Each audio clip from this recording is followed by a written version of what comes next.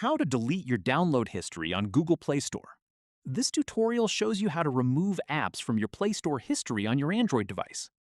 First, open the Play Store on your Android device. After that, tap on your profile icon at the top right corner of the screen.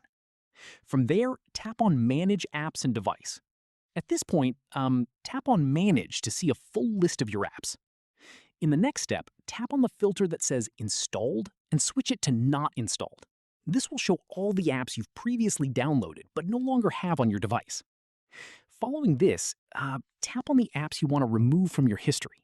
You can select multiple ones at once. Once done, tap on the trash icon at the top right to delete them.